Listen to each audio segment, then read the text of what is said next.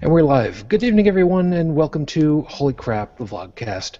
Vlogcast that occasionally on time comes to you from a skeptical point of view to answer some of the questions of why. This Vlogcast started as a combination of spite and the Streisand effect when some people on Facebook that I knew back from high school decided to post stuff that was wrong, which they thought was exactly what they should do with Facebook. And I corrected them, which is what I thought I should do with Facebook, and they didn't like that. Part of this is also to follow through with the old adage that sometimes the journey is more important than the destination. I'm Notice Huge and Tribble all over the place. You can find me on pretty much any social media that you want to. You can try Googling me. It's kind of scary to do that, but it's really hard to miss me. I was born into a Roman Catholic family in Brooklyn, New York, raised on Long Island. I currently reside outside of Buffalo, New York, and I'm an unabashed atheist. First and foremost, my apologies for the delay, everybody.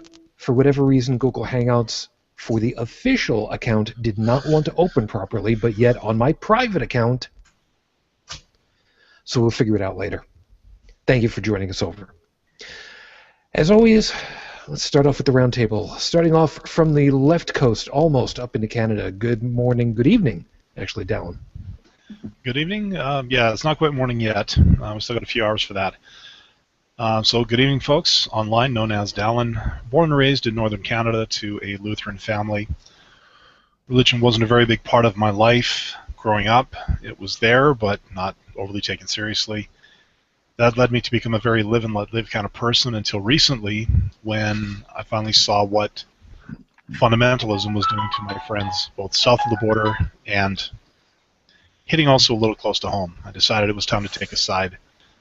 And I chose the side of skepticism, rationality, reason, and atheism. Moving off to the east, just north of me, Heretic Woman, good morning. Good morning. So I am from Ontario, Canada. Started out in the United Church of Canada, which is pretty liberal, all things considered. But then I did what I thought was a smart move and moved to a Calvinist sect. Don't recommend it at all. And then I got a clue, and I've been an atheist for 26 years now. And yeah, activist, doing what I can to promote reason and rationality and debunk religion wherever I can find it. Moving up to the south of me into Pittsburgh. Good morning, Joseph. Joey.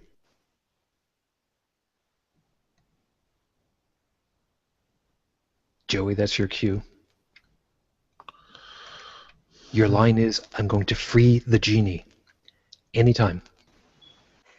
I don't think he's there. I'm kind of guessing that too. All right, we will get back to you momentarily. We'll take a swing across the pond over to Chris in England. Oh, good morning, Eugene. Hi, I'm Chris. I'm based in Preston in the north of England. I was raised sort of nominally Catholic, but it never really took. So consider myself always having been an atheist, but I've been sort of live and let live, as Dallin said, until the last couple of years when I started seeing the damage, not only religion, but general woo-woo and bad logic and reasoning we're having on the world. Thank you. And moving to the south across the channel, good morning, Joseph.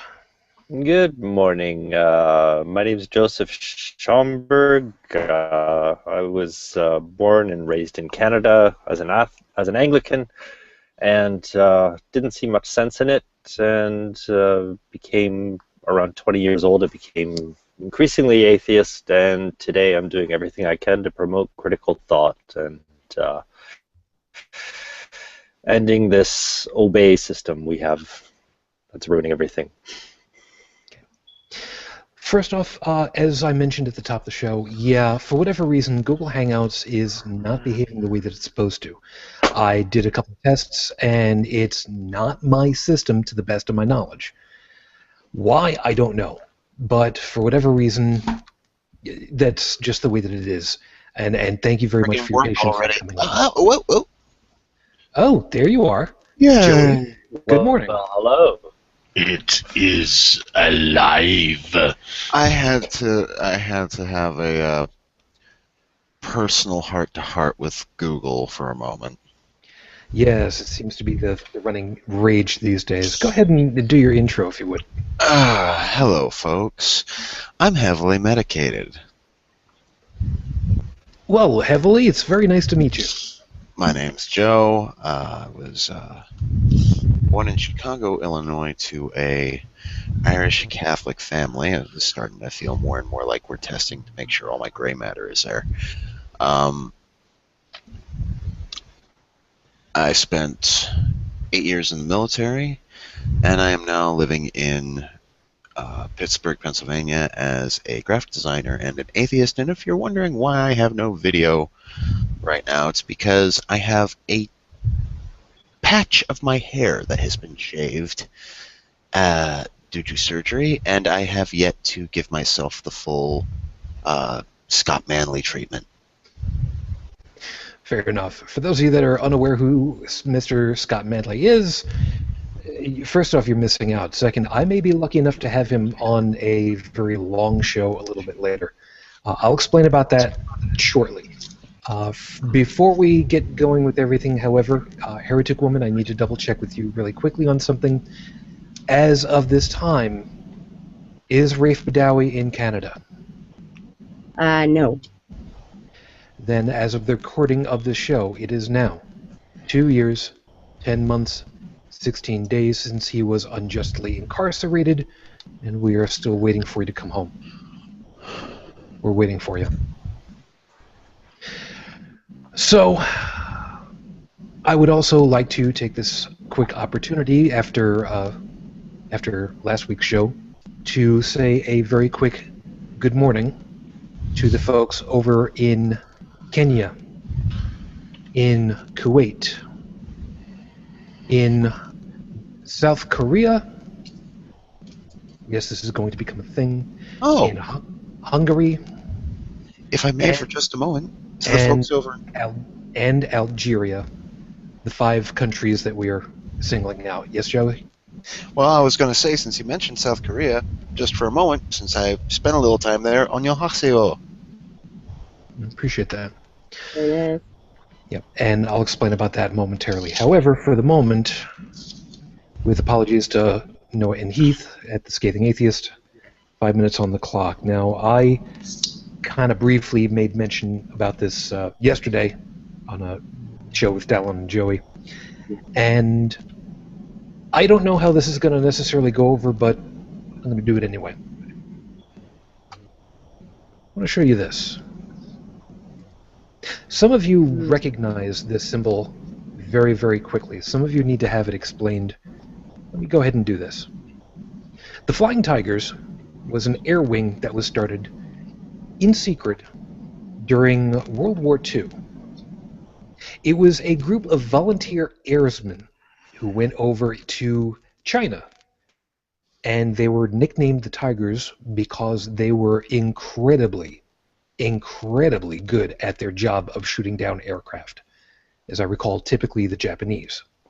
Now, this was back in the days when, America and China had a little bit of a better relationship, but be that as it may. This particular flight patch is a little bit on the special side for me. And no, it did not come from the Second World War. It's much too recent for that. After all, it's got the plastic hook and loop system. Yes, we're going to call it that because I don't want to get sued by anybody. However, this one came from my brother. I have 2, and I don't talk about my family very much. But I have 2 brothers, my youngest of which, 20 years ago, graduated from the United States Air Force Academy in Colorado. He was given his diploma by then-President Bill Clinton, who stands approximately, according to my brother after he got done, 6'14", or so he felt it to be. Big, tall guy. His graduation isn't the piece that's important. What's important is the intervening 20 years. My youngest brother is now currently unemployed, but that's just a temporary matter. He'll be starting up flying again in just a couple of months, so he's got himself a hiatus for right now. But he spent 20 years in the Air Force, flying an aircraft that, when we were kids, back in the 70s, we got the opportunity of going to an airstrip, an airfield, and a manufacturing plant just 2 towns over from where we used to live. If you want to look it up on Google Maps or whatever, you can find it as Farmingdale, New York, on Long Island. There used to be an ice skating rink over there where the New York Islanders used to practice during the off-season, but that's neither here nor there. But back in the 70s, they had an opportunity for everybody to come out there to the plant, and they had a whole bunch of aircraft on the tarmac where you could just walk up to, get on your dad's shoulders, and look inside the cockpit. One of them was the A-10. A behemoth, a tank buster, a warthog, call it whatever you will. It was a gun with wings and an engine strapped to it. If you Love that plane. If you got shot with this thing, there's a really good possibility it would bring you hope if there was anything left of it. But we got the chance to see it at the plant. It was Fairchild, and then it was Fairchild Republic, and Fairchild Republic Grumman, and Fairchild Republic Grumman Northrop. But again, that's 20 years in the making. But we got the opportunity of seeing those things, and now, after 40 years of having seen the inside of them as a kid, my brother was fortunate enough to drive one. He was fortunate enough to fly one, and most importantly, he was fortunate enough to come back in one, time and time again. I told him on the phone, even though I couldn't be there for his retirement, even though my wife could not be there to bring it full circle, I wanted to take the opportunity to just say, you are an inspiration to me. You made it through. You gave me some amazingly funny stories. And I look up to you.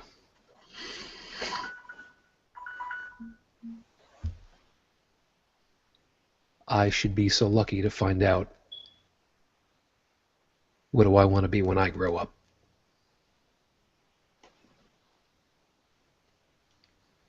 Thanks, Hummer. And welcome home. This is episode number 63 on the docket, Your Honor. We're going to bring it to order. The Supreme Court here in the United States has finally taken up the arguments for same-sex marriage, and it's about effing time. So we're going to talk a little bit about what marriage equality is, what it means to us, why it matters, and how many countries have apparently crashed and burned and seen the wrath of God from allowing it in the first place. We'll see where this goes to us. We're still here. I know.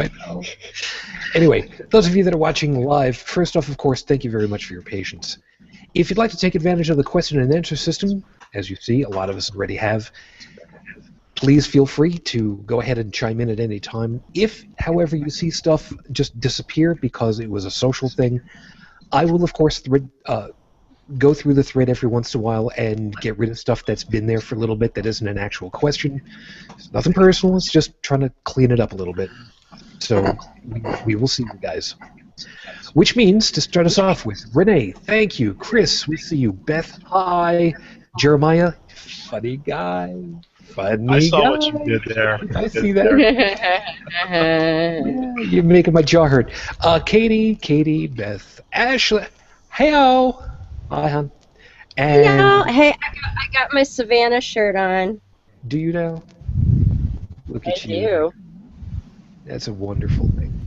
So, And yes. oh, can I quickly just say to Jeremiah, if you've been reading the Samson section of the Bible, you might appreciate Dark Matter 2525's YouTube video on the subject. Oh my God, that was yeah.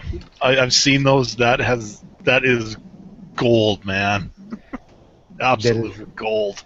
very much true. And Heretic Woman has found a picture of one of the A10s, a smaller picture. But No. This is courtesy of my friend Dave, who's a local fella who I was hanging out with earlier this afternoon in a meetup, and he's watching across town and found that for me. thank you very much, man. Yeah, the A10 has a long history of. I believe the expression was when you've run out of hoo-ha, or something to that effect. If you hear an A10 coming over a rise and you're pinned down with gunfire and tanks, yeah, it's a pretty good bet that there won't be guns and tanks very shortly thereafter.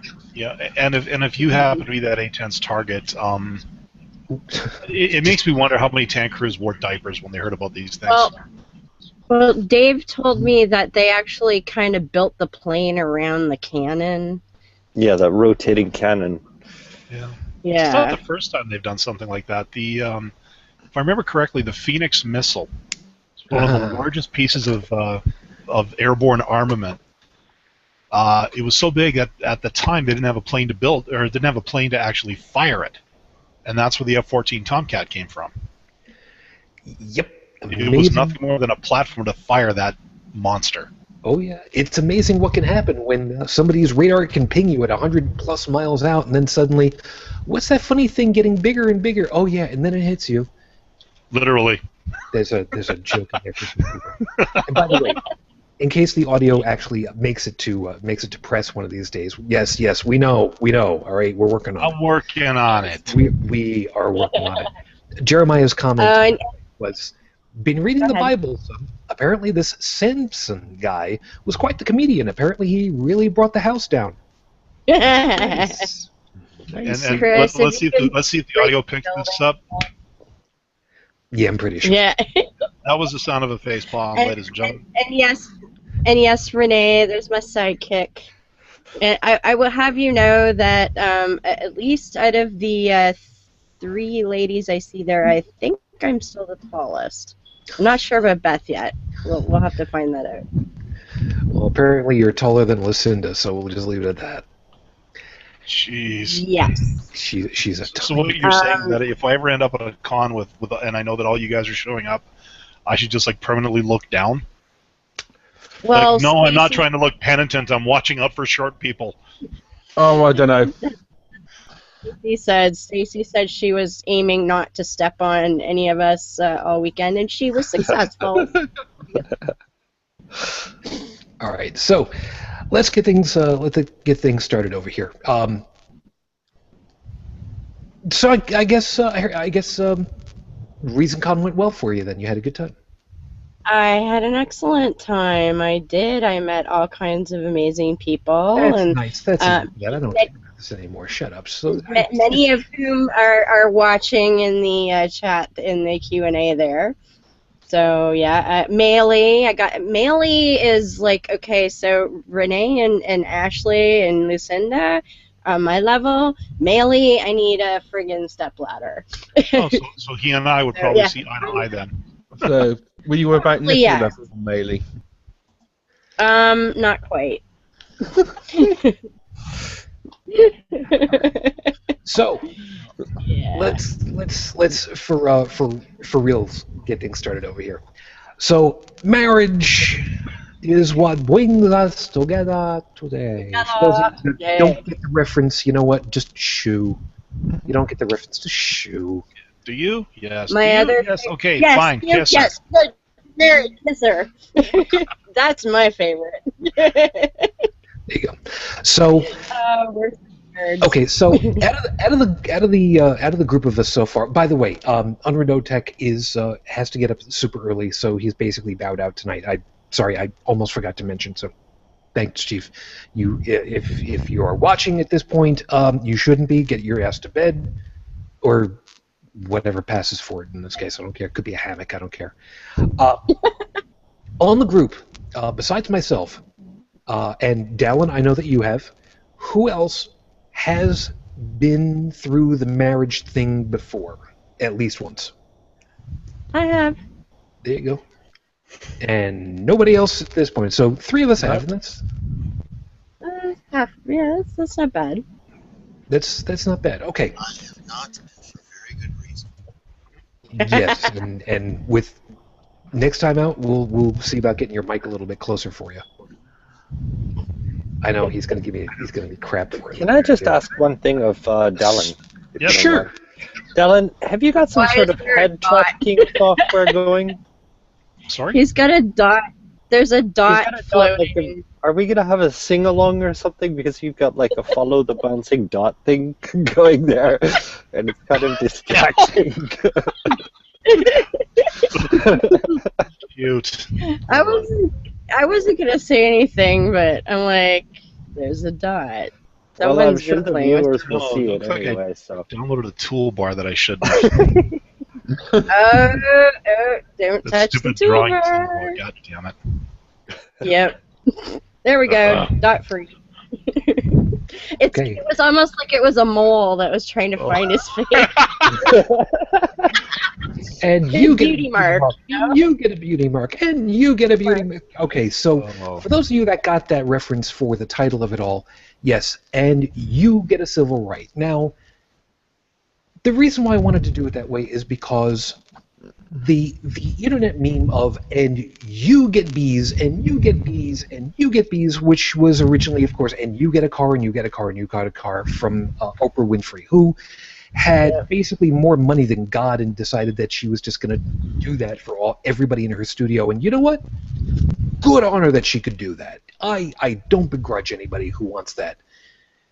But I wanted to use that as a stepping off point because you go to a show, a taping of a show like that, and you go there expecting to have an experience, not to come away with some material possession.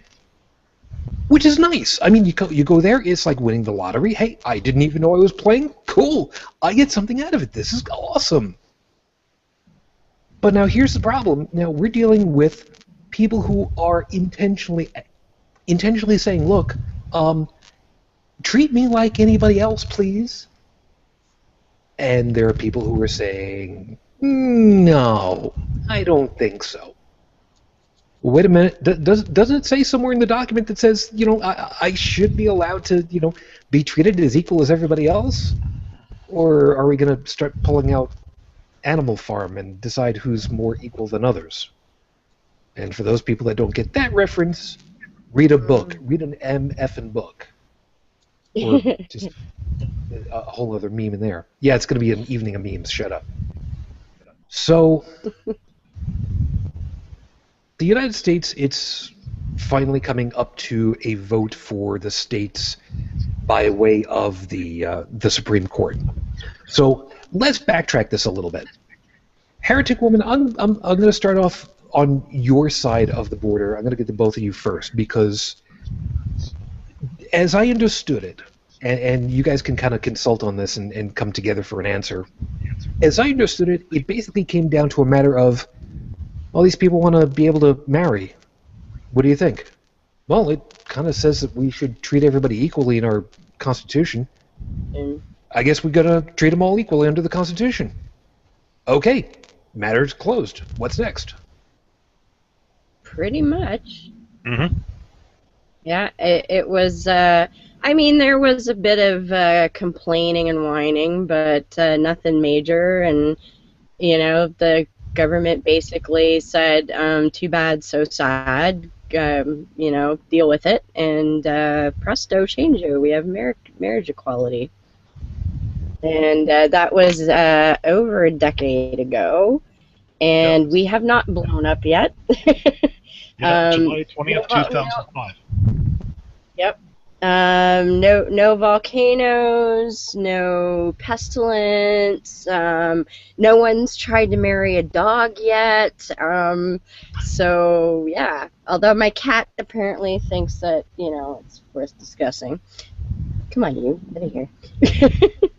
But no, I mean it's perfectly fine. Nothing that the fearmongers were whining about has happened. In fact, we had the issue of polygamy come up in Supreme Court recently, and they decided against it at this time. So, slippery slope, people, take a hike. Okay, Dallin, where do you want to add on to that so far? Not much either. Although I live in a fairly conservative province, although it might not be overly conservative come Monday. We're actually undergoing an election here right now, and the Conservative Party, which has had dominion over this province since I think it was 1971, could finally be on their way out. Woo! Well, now the thing is, like, we've had a conservative federal government here in Canada for quite some time now. Yeah. And I don't really equate them with the so-called conservative wing that's down in the States. I would be scared to death of having those guys as my ruling government. They're nowhere near as scary, but Yeah. Harper is getting worse and worse. Well, And now he's got Tony Abbott to kibitz with. Those two are getting together, and they're coming up with worse ideas all the time. yeah, but think of it this way, though. Look at it this way. 1993, the Liberals were elected in under Jean Chrétien, and they had how many years? And towards the end, of course, everything unravels because there was a sponsorship scandal, a huge lack of trust. I mean, they suffered. They got the worst political spanking in the polls in national history. So They did. Yeah, so Well, I mean, eventually, no matter how you look at it, the they reigning political survived, party, though. they What was survived. it? Yeah. Which conservative? There was one of the conservative parties that actually did not survive, and they had to refile as a party. That was it was a while ago now. I want to say it might have been under David, but Well, no, there was the PCs we had originally, and then we had the Reform Party under Manning. And this is Preston Manning, not Pastor Manning. Just I want to make that clear. Yeah. Yes. There was nothing demonic, although he did have a few interesting things. Preston Manning was a little bit weird, but he was not into the lattes. Yeah, although he did love that word, reform! If you remember reform! Yeah. Oh, yes, I do. Yes, I do. But those two, but I remember the PCs at that time and the Reform Party merged to become the Conservative Party that we have now. But, I mean, you were basically taking two flavors of the same thing to make one flavor, like just one party of all the same flavor. Yeah. Because, I mean, the progressive conservatives I remember as a teenager were nowhere near as Canadian scary as the ones we have now. So that's, But so Harper's had all those years now. It's time. Like it's starting to fest. Yeah, it's starting to fester. So it's time to change it's time to change the baking soda into fridge, eh? Yeah, eh? All right, so now we've got that little bit of recent political history. I have one little tidbit from Dave here. He says on July 20th, 2005, we became the 4th country in the world and the first country outside Europe to legalize same-sex marriage nationwide with the enhancement of the Civil Marriage Act. Yeah. So yeah, I was a little off. It's not quite 10 years, but about to be. Yeah. But close enough. Anyways, back to my point.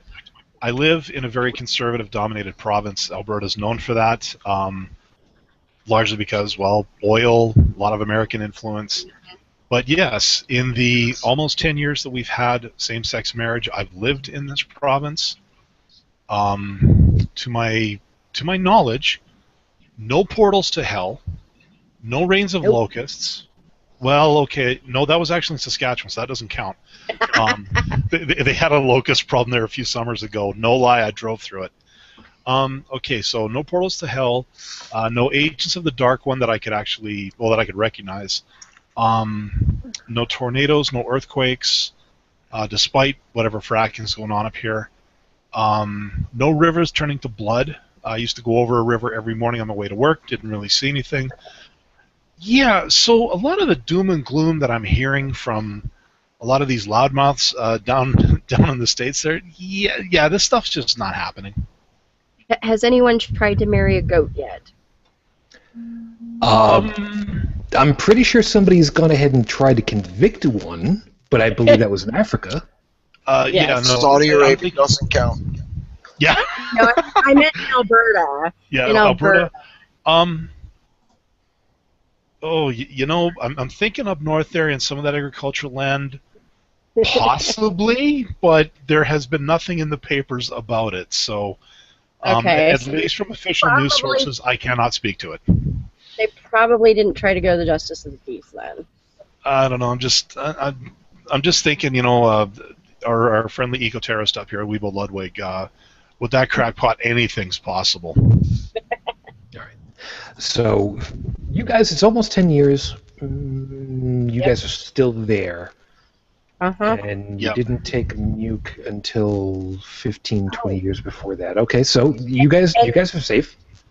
And no religious person has ever been prosecuted for refusing to marry gay people.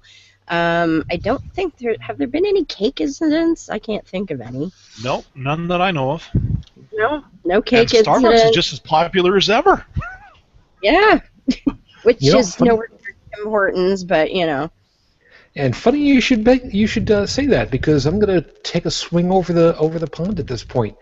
So, Joseph, you with your coffee mug and such. So, how about over there in France? You guys have got marriage. It's traditionally known as the country of such love and amour, Paris, the wonderful destination place. There's got to be all kinds of people being in love and getting married over there. Well, yeah, we've had PACs. It's been legal since 12 years now, I think, for legal civil marriages anyways. But here, marriage is there's a lot of people doing civil marriages anyway, and everybody's religion is basically their own business. So if they're having a religious ceremony, it has nothing to do with the legal status. But it's been legal, over a decade now. But there's something about, just a point I'd like to make about the Christian quote-unquote monopoly on marriage. Oh, by all means. The thing that really bugs me about this is that they couldn't care less about marriage. They didn't even start to get interested in marriage until like the 15th century. It wasn't even acknowledged in the Christian faith until the 12th century. I think it was the Council of Verona, where it was acknowledged. It was in 1184 with the Council of Verona, where they acknowledged marriage as a sacrament for the first time. Okay. And until then, they were basically preaching celibacy. Oh yeah, because that works out just so well. I mean, they based an entire religion around that whole celibacy thing going wrong. I think there's even every pulpit came in over this time. Jesus praising somebody for castrating themselves, and the Apostle Paul, he saw marriage as an impurity, as a sin. So it wasn't until the Council of Trent that Christianity became directly involved in marriage. It was like 1563. It was from then that the presence of a priest was obligatory. And until then, anybody could get married anywhere with the consent of the parents, and that was it. That was the marriage. And we do have a question apparently on the board for you from Michael, which, by the way, thank you. Ask Joseph what the law is in France and when it changed. What the law is? Well, before, I'd have to look that up the exact year. I think it was before 2000. Dave gave me that France got same-sex marriage May 18th, 2013. That's what Dave fed me, but I didn't look it up yet myself. No way. No, it was much earlier than that. It may be that civil partnerships or something equivalent predate that. Because in the UK, civil partnerships came in 2004, but same-sex marriage was only 2014. Yep. So I wondered if the situation has been similar elsewhere. Just let me look that up. Sure, no problem. And while they're all looking stuff up around, Joey, let me hit you with a piece. You like we've known, you've gone through college for graphic art and that kind of thing. You've dealt with people of, okay, I'm gonna be playing the stereotype, and forgive me, the only reason I'm playing the stereotype is only because I think here it's fine. Yes, stereotypes have a habit of fulfilling on occasion. You've dealt with people of all kinds of stripes, of all kinds of sexuality, because, well, college. And a liberal arts, and I use the term liberal very loosely here, but sure. A liberal arts college. Yeah. So, as far as to all kinds of couplings of various different descriptions, and I feel dirty even having said that term. Your college in Pennsylvania and Pittsburgh in particular haven't suddenly fallen under lava flows and all kinds of ring of fire type earthquakes and such yet, right? Unfortunately, no. Unfortunately, no, he says. You know what? That's close enough. I'll go with that. Hey, nobody likes their own school after they've been there too long. It's close enough. All right, Joseph. Oh, how much more information did you get at this point? Yeah, okay. Dave was right about the marriage part, because preceding that, there was something called PAX, which started around 1998, and it was basically a civil union, but married couples, they didn't have the same tax status, and they didn't have the same. They weren't able to adopt children. And that was brought into law in 2013. Well, 2012, and it was passed in 2013. Okay. And by the way, I'm going to switch him over here since it's here. Michael has also made reference that your mustache is way too French. It's actually not, but anyways. Nobody has one. Michael, in all seriousness, if you really want to see what a good couple of mustaches look like, check back over on the correct account, the Holy Crap the Vlogcast actual YouTube channel, and look at episode 62 when we had Nick Morganmore on. Oh, wow. It is just a maximum density of great mustaches. He's tending that thing like a farmer's field, too. I missed it all with my clean-shaven face. That's all right. Yeah, I wasn't here either, but we should have an episode with fake mustaches for everyone. Yeah, but I think Okay, Dallin just got muted, so Joey, hurry up. I was going to say, I'm pretty sure that my convention greatly differed from yours, Heretic. yeah. Just a little bit, What yeah. was your Mine may have been fun as well. Mine was VA Hospital Con. Oh, that's the head thing. Yeah. This. That's definitely not as enjoyable, I'm My thinking. hat is really lopsided right now. Yeah, let's No, not. I'm not turning into a Martian. Great. Interestingly, Michael actually sent me an article claiming that early Christian church performed gay marriages in the as early as 100 AD. I No. think I may have found something related to that on Wikipedia. In that I've not checked the sources and whatever yet, because I've only been looking during the show. But at first glance, it appears that same-sex unions were recognised in the ancient world from across sort of Europe, Near East, some parts of China, etc. Until 342 AD, well, at least in Europe. When it was Emperor Constance brought in the Christianity as the religion of the Roman Empire and put a stop to all that equality stuff. So it's taken us about 1650 years to get back Figure it to out. where we were before. Yep.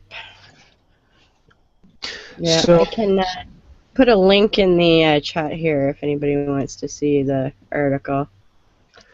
Yeah, we can see what we can do about that. All right, so generally speaking, the locations where same-sex marriage or marriage equality, or as some of us like to call it, marriage, has happened, so far, nothing untoward has happened. The wrath of There's nobody a nice has really map for happened. you.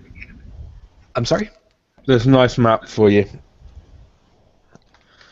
Okay, explain for the people who are looking at it and for the audio piece of this album, whenever we get around to it finally, what the image is and how it relates. We've got a standard flattened map of the globe showing areas in a nice purple colour where same-sex marriage or marriage equality is a thing, and nice grey areas where it isn't. Because it had to be purple and gray, didn't it? But, It did. Australia doesn't have same-sex marriage. They may have some civil union things or whatever. I can check on that. I'd have to check, but I know our friend Donna, she's engaged over there, and she and her fiance are actually planning a wedding in the UK because they can't get married in Australia. I'm really curious about that sort of little purple dot right there by, I want to say it's over by Egypt there. Would that be Israel? Possibly, yeah. I didn't know they had it there. Good That on could them, very but easily wow. be, yeah. Or the West Bank, because Yeah. of the size of it. Oh, I see the that one. is- Yeah, yeah. Yeah. That's But- not it. But Israel. basically, for we've got virtually all of Europe, Canada, Mexico, probably about half of South America, South Africa, Japan, and Australasia, according to this map, having marriage equality. It's only where it's covering a whole country, so the individual US states where it's a thing aren't picked out yet. And I'm just going to check the situation with Australia. Yeah, as far as that is concerned, the fact that it's not showing the individual states here in the United States doesn't surprise me. I mean, let's face it, if you were to get that really nitpicky, you'd have to go through all of the individual states for, let's say, India, or all of the individual states for Australia, or anywhere else where it's broken down that way, and that just gets to be just screwed all to hell. Just at the federal level, it makes perfect sense that way. Yeah, it was a similar situation for Mexico where same-sex partnerships can be performed in about half of the states, I believe, or provinces, whatever they have, but not in the other half. But if you get married in one part of Mexico, it's recognised everywhere. So you might have to travel to perform the thing, but it will then be recognised everywhere. For the sake of, Go ahead. well, I was going to say, for the sake of clarity, the little dot is in fact Israel. However, same-sex is not permitted on their territory, but they recognize marriage that is performed outside of their territory, though really just for statistical reasons. Gotcha. And by the way, if you happen to be watching, Nick, hi, Nick. I know it's probably a gorgeous, wonderful day over there in Brisbane.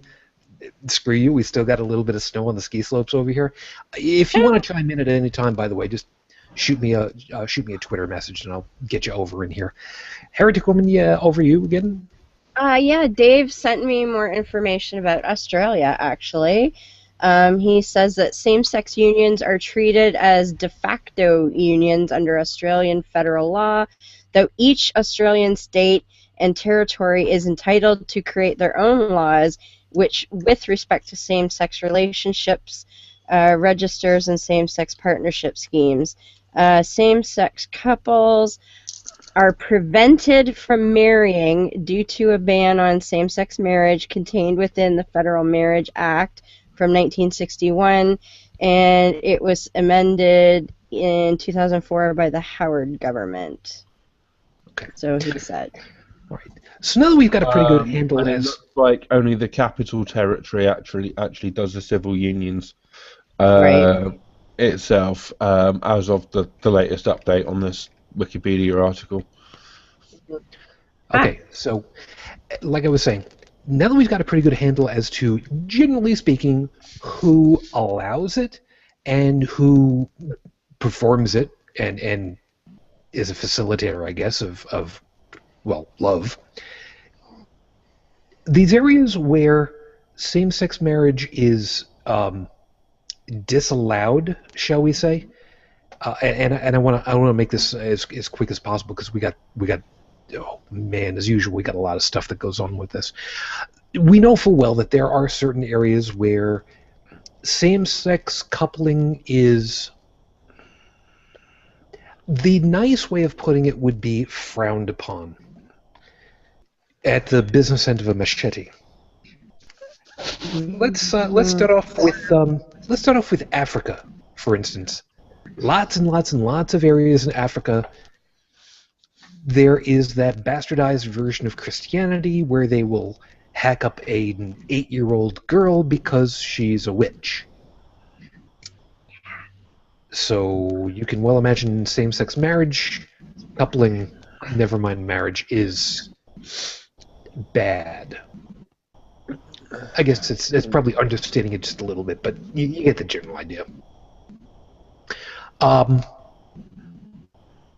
Actually, Dallin, I'm swinging over your way because you can see Putin's house from out your neck of the woods. Yeah, okay. My last name's not Palin. Thank you very much. Close enough. You guys are close enough to it all. All right, so you know full well Russia's history with same-sex partnerships has been egregious at best. Mm-hmm. I don't see it improving anytime soon. I think they've got enough of their own problems without this one popping up. Yeah, but it looks like the situation there is probably deteriorating and going in the opposite direction. They've put in some sort of fairly horrible laws recently. I'm just trying to look up the. Yeah, well, really, I mean, you don't have to get very much further than, even though it's not directly the same, with the what was it called? Pussy Riot? Yes. Yes. Yeah, Pussy I mean, Riot. Heretic Woman, if memory serves, you had talked about these guys specifically at one point or other, no? Yeah, they took 3 of them. So Pussy Riot is a punk band, but they aren't a I don't know how to word it. They have sort of a revolving membership. because of their topics, which are anti-Putin and pro-gay. They don disguises a lot of the time.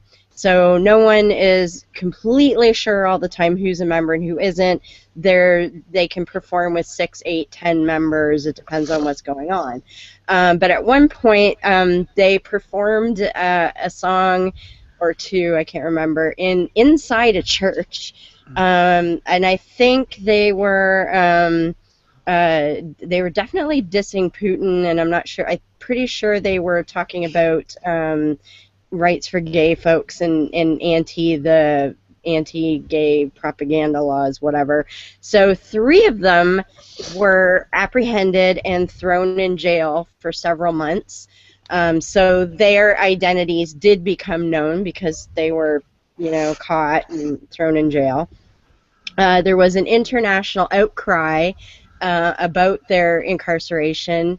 Eventually, right before the Sochi Olympics, Putin let them out, and 2 out of the 3 began touring Western countries, talking about what had happened and what their platform was and why they did what they did, and Putin's an ass and all of that. So that's kind of the Pussy Riot story in a nutshell. And interestingly, in season 3 of House of Cards, and if you haven't heard it, close your ears for a minute. They do touch on kind of a plot line that includes a version of Pussy Riot, and Pussy Riot actually plays the outro credits on that episode, which is really cool. That's actually really cool. And by the way, since we are at what should otherwise be the halfway point, we're a little bit short of that, I need to make a mention about something that's kind of shocking to me and making me smile really, really, really hard. I don't know if anybody else has noticed. We have consistently been crossing over into the double digits for live viewership right now, so here you go, us. Right, it's about freaking time, man. Yeah. Where the hell have you people been all my time? Really? I mean, come on. You just slacking off, man. Chris and I have been at conferences telling people that we come on Holy Crap. Probably. Well, they were at they had to sleep in because they had church in the morning. Didn't you know? Yeah. That makes perfect sense. Which, by the way, I think we should market the show more to like Seventh-day Adventists and the Jewish population, because they do their things on Saturdays. Yep. All right, and by the way, those of you that are watching, if you are not already friended with me somehow or other on Google+, please send me a message one way or another and let me know what your name is on Google+. I will make sure that you get an invite, get listed on my personal page under Shujin Tribble, and the one for the show itself, Holy Crap, the Vlogcast. I know, this was just a weird one that just got screwed up, and I'm sorry, it's technical stuff, it happens. And by the way, those of you that are coming over from Imaginary Friend Show, .com podcast, yeah, Nick's a freaking liar, okay? I look nothing like that actor, and those of you that heard the episode know full well what I'm talking about. So, yes, I've hit the rewind. Don't feel too bad. Yeah, it's easy for you to say. He didn't compare you to somebody on a TV show. No, instead I had a guy from the TSA equate me to one of the guys from Sons of Anarchy. So I'm getting on a plane, and I'm apparently resembling a biker gang member. I was waiting to go into the special room after that. You don't look biker. No, of course I probably hadn't shaved in like 4 days, so maybe I could have looked like what's his name? The Hellboy guy. What's his name?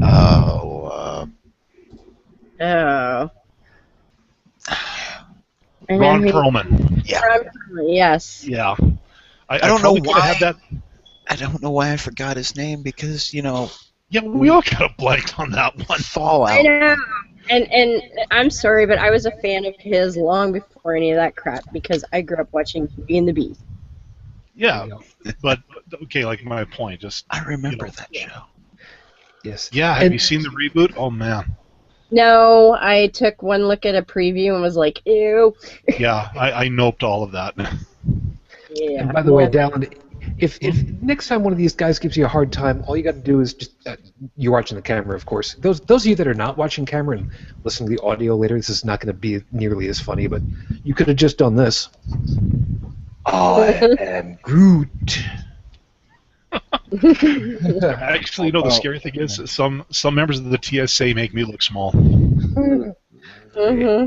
and some of them, I think they're. No, I don't know if they're armed or not, but Probably are. I saw some that were definitely armed. yeah. So I don't want to take any chances. You know, like yeah, I'm a big guy. Yes, I tend to tower over some people, but no, I think if I did the whole "I am Groot," he would have looked up at me and went, "I am cop. You are busted." Yeah.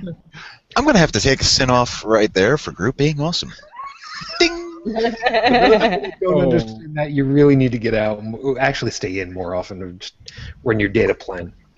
All right, so a question that came up over on Q&A, and I want to get to a couple of these because there are some that are pretty good questions to deal with. It's going to be really hard to not go over time, but we're going to do our damnedest over here. I got two of them that are kind of linked together. Where is it? Damn it. Where the hell was it? Jeremiah's question. That's what I'm looking for Yeah, over here on my list. Jeremiah was asking about the idea of simply removing legal and government benefits from marriage altogether for the sake of equality. Personally, I don't think so, but I'd like to hear the host's opinions. And if I may jump in on that one, as Renee's raised, that this would probably be a bad idea.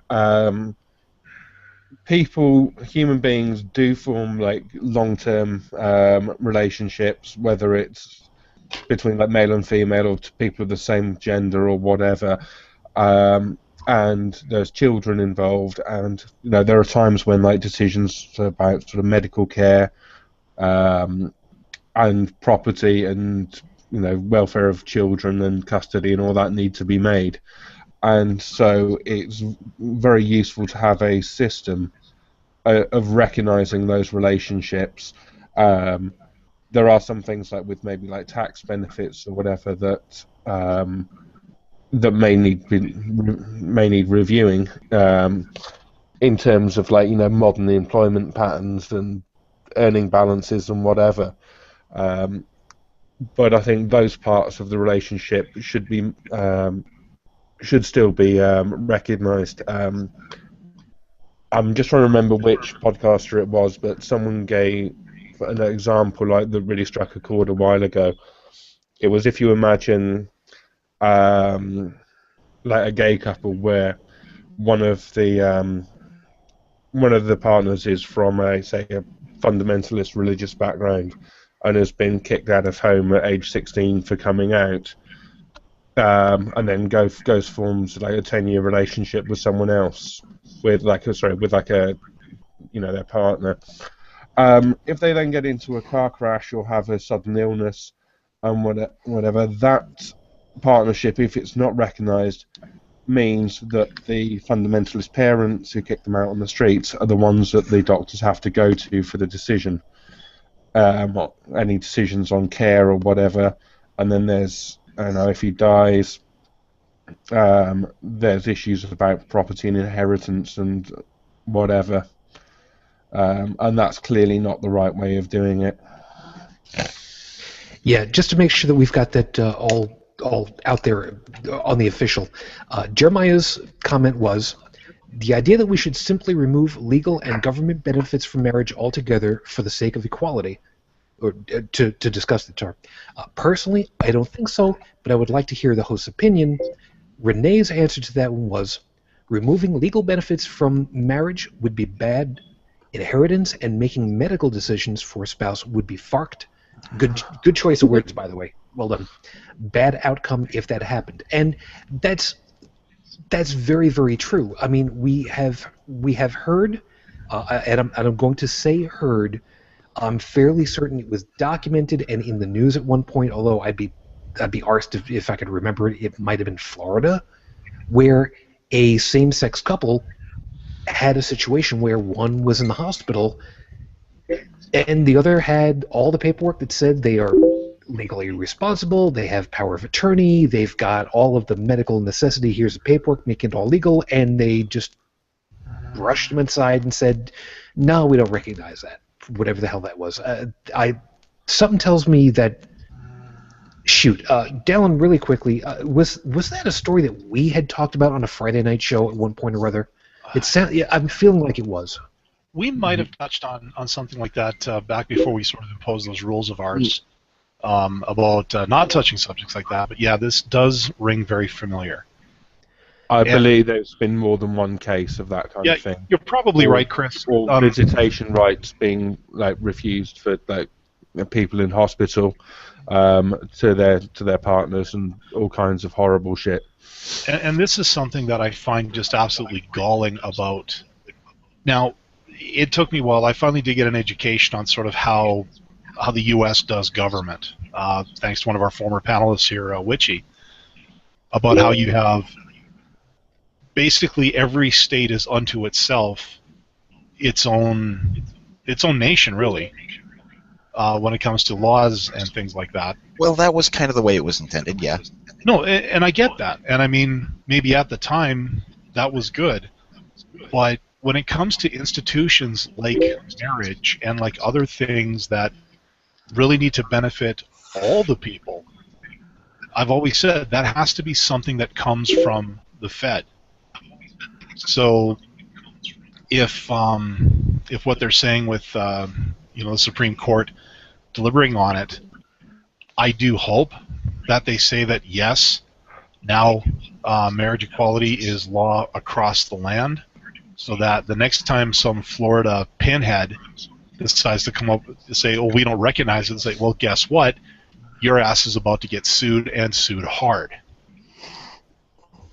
This is something I've always had a problem with, where your marriage is recognized and is okay in one state, but you go one state over to visit a relative or to go see a tourist attraction, and suddenly you're not considered married? Like, if something like that existed up here in Canada, I think my mind would just be blown. Yeah. Because, I mean, what if you go on vacation and you have an accident, and next thing you know, it's like, oh, I'm sorry, you're not married, you can't be with that person. Well, yeah, this is what I'm getting at. Like, it just... Yep. And as far as the whole thing about removing legal and government benefits, no. What really should be happening is that benefits should be supplied to all married couples, regardless of what the partnership is made up of, or who, for that matter. Yeah. At this point, we've got questions, of course, that are showing up that I'm really, really liking, and commentary that's really helpful on this one. I want to make sure that I try to stay in the circle as much as possible, which is really hard on me this time around, because I want everybody to understand that even though I try really hard to make sure that I hit everybody as equally as I can, there are certain points where I have a bias towards the people that I understand better. So please forgive me. I'm trying to make sure that I don't just stick here with the North American contingent. I'm sorry. I'm trying really hard on this. Joseph, I wanna ping over your way for partly for that reason, but partly also because, as I've said on many an occasion, France for me especially is much more an unknown. So a lot of the things that you've talked about, I did not know, I did not understand culturally, especially. Like we were talking about, we've had areas here in the U.S. where you can go from one area to another, cross a state boundary, and suddenly you're no longer recognized in the eyes of the law. For you guys have got marriage equality around the board. Is there anything that you can think of in fairly recent terms where somebody was discriminated against because of whether it was the same sex or interracial,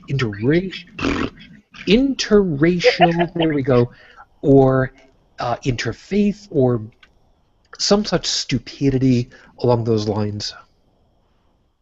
Not to my memory, no. Interracial, absolutely not. No, because France has its past with its past. It has a colonial past. So after the Algerian conflict, they're very sensitive about things like that, and they because they're trying to repair damages that they did a lot of damage in Australia. There's something there called the Australia. I'm sorry, what did I say? Yeah, with Algeria, they had a group of Algerians. They called them the Pieds Noirs, which basically means Blackfeet in English, and they were France sympathizers, and they were basically abandoned after the Algerian conflict, and they came en masse to France, and this was during the 1960s. So they had a lot of racial issues then, and equality issues, and all that. And they've been working ever since then to make things equal for everybody. That works out good. Chris, let me bring it over for you for pretty much the same kind of thing. I would assume that with the United Kingdom, that things are different from one area to another. I know full well there's got to be a general oh crap! See, now here's the problem, because I'm suddenly realizing that there are the different areas of the United Kingdom which are not always chummy with each other. Not to mention the whole Catholic Protestant thing, which, okay, yes, is a Cold War thing at this point, meaning it's not people aren't exactly blowing stuff up left, right, and center anymore. But for you guys, has there been anything that you can think of in moderately recent memory? Sorry, regarding what? I zoned out for a second there, sorry. As far as to folks being treated less than equally for their own relationships, whether interrelation. Wow. Interracial things. Or interfaith, or whatever. Less tang, more coffee, Shujin. Right. Yeah. I'm sorry. Generally, yeah. Do you see this? This is already gone. Don't even start with. Do you see this? I'm still working on it. Hey, where's the Starbucks mug? Yeah. It's in the dishwasher, sadly. There you go. Yeah, okay. no, I'm sorry, Chris. Go. Generally, as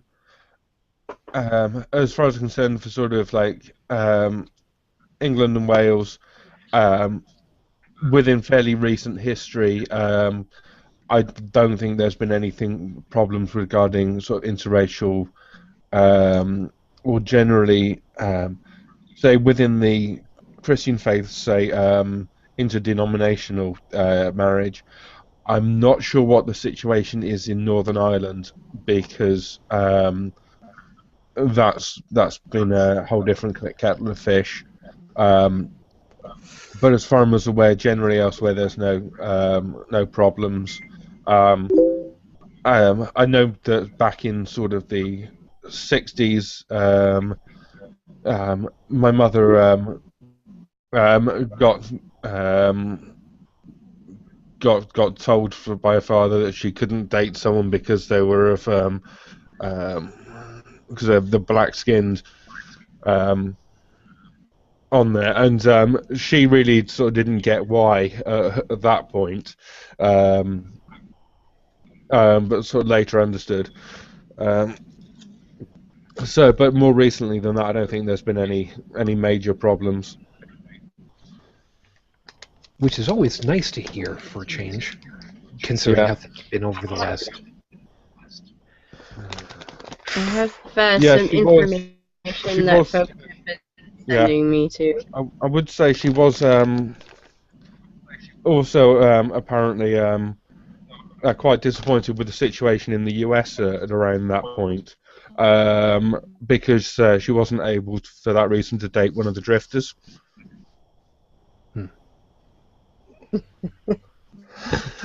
Right.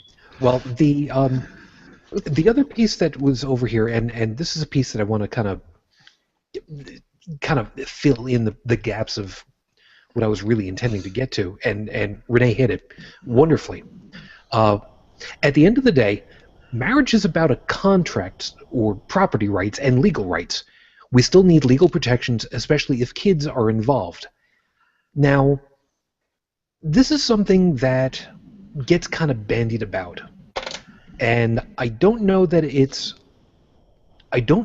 wrong. However, marriage. No, I'm not going to do it again.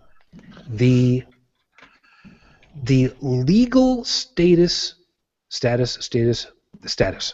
because status sounds a little bit too much like stasis, and we're not going into sci-fi. Legal status of marriage is a contract, an obligation in written form between two people, effectively. I want to come back to that in a minute, Shijin. But carry on. Okay. Effectively incorporating the two involved into a single unit.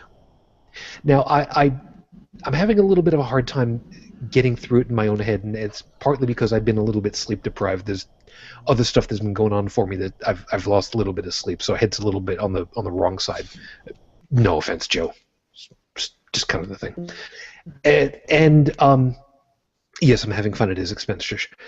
And the rationale that I've had for it in my own brain is that once married, the couple, traditionally, yes, man and wife, and by the way, I've got a card over here that I have to talk about in a moment on that one, is able to utilize a new set of tax laws, a new tax bracket that takes both of them incorporated into one taxable unit.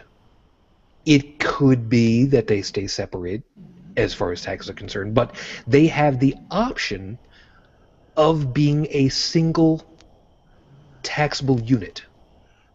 And yes, that boils it down to very, very austere terminology and very unhappy, very dry, not very lovey-dovey, and I know, I get that. But that's one of the things that happens. And that's something that's rather unique. You don't get that in any other situation. You could cohabitate, you can be at college, you can have a roommate, but you have to have a formalized thing in order to get this particular legal change of obligation to the tax code. Which is kind of weird, you think about it. And yes, it's only one piece of it all. I know. Like I've said on many an occasion, there's freaking nuance all over the place. Shut up, I know. Chris, since you said you wanted to get back to something, let me... Holy mother of wall of text. Don't do that to me. Yes. Oh, where are we? Second Life? Okay, for those of you that don't understand... For those of you that don't understand, with the Google Hangout system, we're able to text chat back and forth to each other. And normally, since I'm operating the camera for the video feed, I don't flip over to the text chat section because I'm keeping track of the Q&A and our video. And when text comes across, it comes up as a bubble for each of us, and I just suddenly got a large bubble of text that covered half of my screen. Yeah. No, while you were looking, while I was checking something out, I was looking at the UK marriage contracts, and there was the small text I posted was a section entitled "Recognition of Mixed Marriages," which is about the fact that the law in some countries does not allow between marriage between peoples of different races or religions. Hold it. Time out. Wait a second. I'm sorry. Do I have a? There's a close enough. I got it. I'm throwing a tiger card on the play on that one. Let me get this straight. You actually copied and pasted a section of actual legal text code into the text so that it would show up for all of us. Yeah, it was just because the next part of the wording was, which I thought absolutely wonderful for a legal document. So it was commenting on, for example, at the time this law was written, which was some time ago, that like South Africa intermarriage between people of different races was not acceptable. And it was saying these restrictions are, however, considered to be repugnant to English ideas of law and justice. So I thought that touched quite nicely on what we were discussing before. What I was saying earlier I wanted to come back to was where you were talking about two people, and I've just checked as far as English law is required. Marriages are required to be monogamous, which human beings are not. And there's sort of various biological evidence for that, and as well as cultural and statistics and the rest of it. So that was restriction there, which affects people who are want to be polygamous or whatever. And also people that it also has implications possibly for anyone who wants to have sort of an open relationship, but still be married to someone. I have to make reference to this one because, like I said, apparently it's going to be a meme night for me at this point. As far as to the monogamy question, yeah, humans tend not to be, and I only have to reference the epic rap battles of history between Genghis Khan and the Easter Bunny. So, if you haven't seen that, you really should. We are subject to evolution, and as such, historically speaking, our ancestors ate and everything in sight, because those were the two ways to ensure that your genetic heritage was passed on. According to current statistics, this is not historically speaking. I'm just saying. Something like 80% of relationships which are claimed to be monogamous are not. And the number of people sleeping with another partner, other than the one they're married to, is about equal, I think, between men and women. I think so too.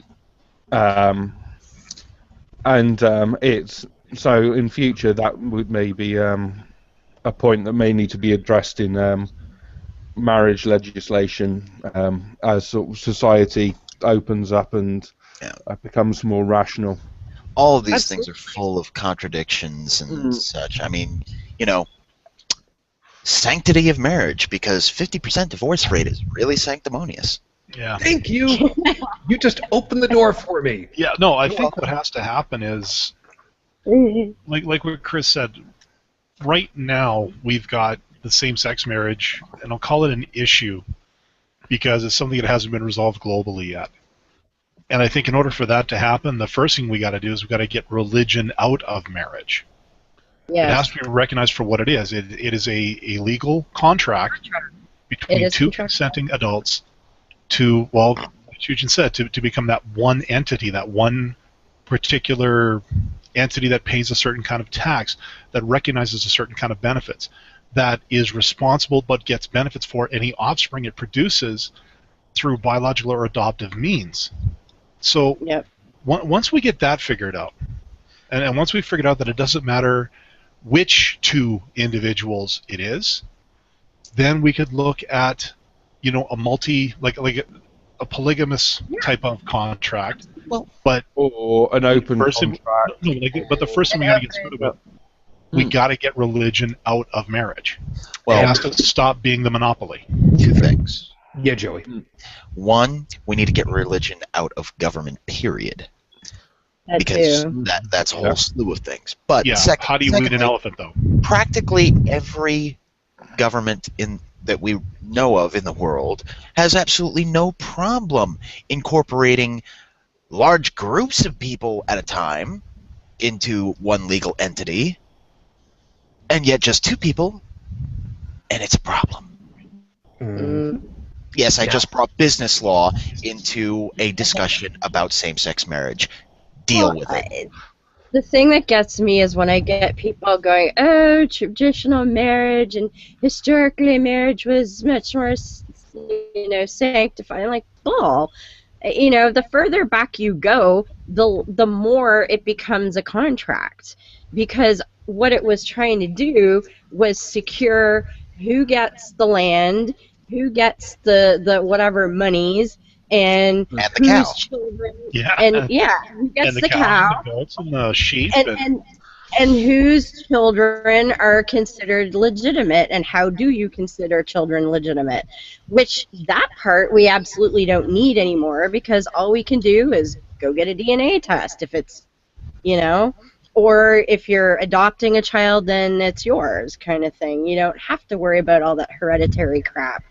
But from the business standpoint, you've got merging of households now, so if there's a problem, having that contract in place will tell you what do we do if there's a problem. And you can have a loving relationship outside that contract, if that works for you, but the contract is there to protect the parties involved in the long-term relationship, especially where there is a good deal of property and children involved. But the actual marriage part doesn't have a dang thing to do with any sort of sacred notion or codifying business. Yeah, the marriage ceremony, be it religious or secular, depending on what your band is, isn't really so much about the couple. It's more a statement they're making to their respective family and friends that, this is the big announcement. And we're going to throw a whole bunch of pomp and circumstance behind it so that you won't forget the fact that these 2 people are now together. Well, you and I, we're gonna have a minor disagreement on this, and I'll explain in a couple of moments why. Don't worry, it's actually going to be a good disagreement. But something that I wrote down on this little cardie over here: those that want to go ahead and talk about the sanctity of marriage being a man and a woman, traditionally always been and always will be. Guess what I've got on this little piece of paper? That's fine for people. Their Bibles. Wait for it. It gets even better. I'm sorry, Dallin. I'm kind of ripping off your. I'm sorry. No, please. I want to see the setup and the spike here. Go for it. Okay, and I'm sending this. I'm dedicating this to Yogg using the Sharpie O Doom. I actually wrote down for marriage equality. According to this, God says it's supposed to be 1 man and 1 woman. Okay, please explain to me why Zeus and Hera are allowed to be married, considering that they were Joey. What were they? Siblings. They were brother and sister. So Zeus and Hera predate a lot of these things, and they were brother and sister. So, yes, Chris? That's that whole incest thing. There's not the same genetic risks with deities. They operate on a different system. Keeping it in the family. Their genes were cleaner back then. If you want to have lots of little gods running around, you just need to cut off a testicle and throw it into the sea or something like that. The options were limited, okay? Oh, the hell they were. He went ahead and he impregnated a woman by raping her as a swan. Who are you kidding? Wasn't one of them a bull at one point too? Yeah. Let's not get into to theological scoodly pooping because yeah, thank you, John Green. Well done. Because let's face it, I think Loki takes the cake. Yeah. Yeah. And Yeah. we're just gonna. What was his name? Fnifner? I don't even remember. Sleipnir. Dallin, help. Yeah, Sleipnir. Sure. Yeah, we'll go with that. I don't care. You know what? I don't care. Well, Sleipnir was the father of Loki, was it? No. That was the horse that Odin rode, I think. We're not gonna discuss this. We're Yeah, not. Rode and then put a saddle on and put on his back and rode him. We're not gonna get into who rode who. We're just gonna go. Oh my God! Come on. Oh God! We're talking about. All right. I'll admit, Oh I dove face first to that one. I figured, you know what? It's kind of like getting jumped into a gang. Just like dive in, get it over with, and then you're fine. Except with this crowd, because I'm never gonna live this shit down. Something tells me that when we get a little bit more sleep deprived, these shows get to be a hell lot more entertaining. Oh, with friends like these folks who need sobriety. Oh, he's a good at the truth. All right. So, all right. Oh God, biblical marriage being between a man and a woman. All right, let's go ahead and go along with. Well, you know what? Jeremiah had brought him up. Samson. He was a bastard because.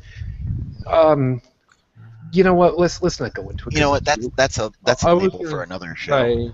I thought biblical marriage was between like 600 wives and 1,000 concubines and Solomon. No. It was 300 wives and 600 concubines. Oh, sorry. And it was close to 1,000 altogether when. Undergood. Yeah. Because I don't know how many goats might have been involved. Well, hey, what about Lot and his daughters? Well, Yeah. No, I not don't technically think they married, actually got married. Yeah, No. you're right. Technically, there was no marriage, but there were kids involved. Well, We- but he we are officially would have getting into- owned them. We are officially getting into beaten horse territory here, which now is the third reference to horses we've had in the show Who they tonight. shove out, yeah. For those of you We who haven't missed, even got to Ezekiel yet. for those of you who missed the first reference, me and Joseph were before he popped off, for apparently. We were discussing the better qualities of cheval, which mostly translates to. horse meat. That's horse. It's actually a Well, commonly accepted dish in France. Mm. And we have a French national in my school who decided to do a little culture share with me. So, There you go. I had BP. an interesting culinary experience last weekend as well. One of the speakers at the QED convention I went to was a Dutch guy who's running sort of a campaign to promote eating insects. So I was chowing down on grasshoppers on Saturday morning. Been there, done that. Yeah, very tasty, but sort of like pistachios, but smaller. I had macaroni with Bubby C. We like our macaroni and cheese. Mm.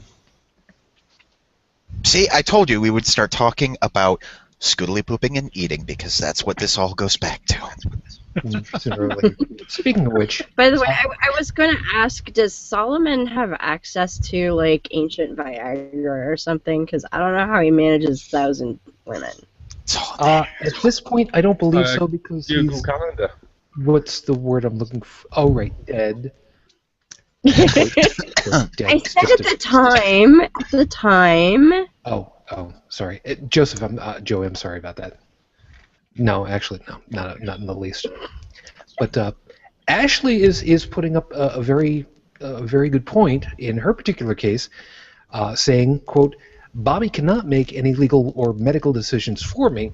All decisions ultimately go to my mother, someone who I rarely speak to and would follow her beliefs, not mine." Now that's a piece of this whole thing that we should really end up closing out on, because this is traditionally the last part of it all is where we really start to get onto the downer and the really seriously part about it all. Oh, And by all means. Before you get into that shoot. Sorry, I was going to say Beth had a similar comment about her former girlfriend as well. That her better description was ill, and they wouldn't let her in until she showed paperwork showing that she actually had the power authority for her medical decisions. All right. Well, Dallin, before you get on, let me explain why I didn't use that one in particular. I had to deal with at one point or other in my life, believe it or not, I was a bank teller. Yes, believe it or not, I can actually count past 100. I had to deal with, on occasion, power of attorney over bank accounts because it would happen from time to time. And Chris, yeah, you know this full well. There's a flag put onto an account. In my case, because most of our stuff was still manual stuff, it was the late 80s, early 90s. We literally had catalogs of cards in a drawer that we would have to match up who had what, and you go back there, make sure that the person signing is actually matching with the account card, boom, there it is. Well, we would have a literal flag. The account card would actually slip into an envelope that would say power of attorney, and it was a different color than the usual stuff where if you had, let's say, an outstanding balance or you had a loan against your own account, which was a complicated thing anyway.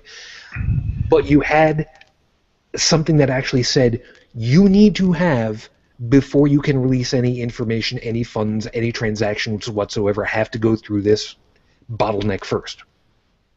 So the reason why I didn't use Beth's piece about it, that she needed to prove that she had power of attorney, that's a good thing, and that's the way that it's supposed to work, no matter who it is. If you have power of attorney, you need to be able to produce that before you can have any kind of say over something or anyone or whatever the case may be. But Now, I think her point was that she couldn't even get in to visit without that paper. To be fair, it should have been on the medical. I would assume it should have been on the medical records. Exactly. As the attorney being the in the next of kin box or whatever as the primary contact. Mm-hmm. Right. Now, but I don't know enough about how the system works over there. Yeah, fair enough. Now, generally speaking, like I said, for something like this, that's how the process is supposed to work. You don't want somebody just willy-nilly going into a situation like that in a hospital that you can't know for certain what their relationship is, and if they're going to be making any kind of medical decisions, you need to be sure as to who is or who is not. Generally speaking, you would look to a spouse first, and then afterwards you would go looking to next of kin, which would typically be quote-unquote above. Your parents usually would be the first person out after that. And because of the established expectations, a spouse would typically be expected to be, here's that stereotype thing, someone of the opposite gender. Hence, that's why I wanted to specifically get Ashley's situation in this case. Because they are at this time not married, the expectation would still be to talk to Bobby first. That would be the expectation, although it would be legally incorrect. And what she's stating out is, once they figured that out, yes, it would have to go to her mom, which would legally be correct thing to do, but personally would not be a good thing, as she put out over there. So we feel for you, hun, and as I'm sure Joey can attest, we really don't want you to end up being in the hospital anytime soon for any reason whatsoever. Yeah. They actually tried to keep me in mine. I refuse to stay in a VA hospital for longer than necessary. Yeah, well, you've obviously shown us once before, at least, that death cannot stop true badassery, I guess is the best way to put this. So Or I think the term you're looking for is stubbornness. Sure, we'll go with that. We'll go with that. But let's use that as our jumping off point for our wrap up of this whole damn thing. In Ashley's case, her legal status for something like this means that someone who is not in her ideological circle becomes somebody who is potentially her most important person, her most important voice, if it comes to the time where she cannot speak for herself. That sucks. For people who cannot be wed because of the same-sex bigotry, let's call it what it is, shall we? They end up falling under the same problem. Unless they specifically file for a power of attorney, which means they have to go through the whole legal rigmarole, but that's only to a certain specific area. Chris, let me get you on this one because you've had, like you said, you had a little bit of experience with this. Where is your experience with power of attorneys, and how narrow or how broad do you think it can get? Could it become a de facto marriage contract, so to speak? Regarding a marriage, I don't know. I'd say, although this should be readily apparent, obviously not a lawyer or an expert on this, but I do have some experience going back about 10 years or so from a banking perspective, where this kind of thing would come up, and I dealt with power of attorney situations on accounts, as well as sort of probate and executors and situations. But what I can gather from that experience is that in the UK, it's a fairly flexible thing. So a power of attorney can be granted sort of to the attorney, either sort of a general one, or you can do it fairly specifically, as into sort of what areas the attorney has control over. Yes. And then there's different sort of legislations for doing it voluntarily, or if someone is assigned an attorney because they are for some reason incapable of sort of making decisions for themselves. We have a very similar setup in the United States. We have what's called a special power of attorney or a limited power of attorney, which again highlights or enumerates what specific areas that person is allowed to have legal precedence in. And then we also have something, and we have general power of attorney, which is, they're legally speaking, they are effectively you. And then we have what's called a living will, which is specifically in medical cases where, again, if you don't have the ability to speak for yourself, this person is allowed to speak for you.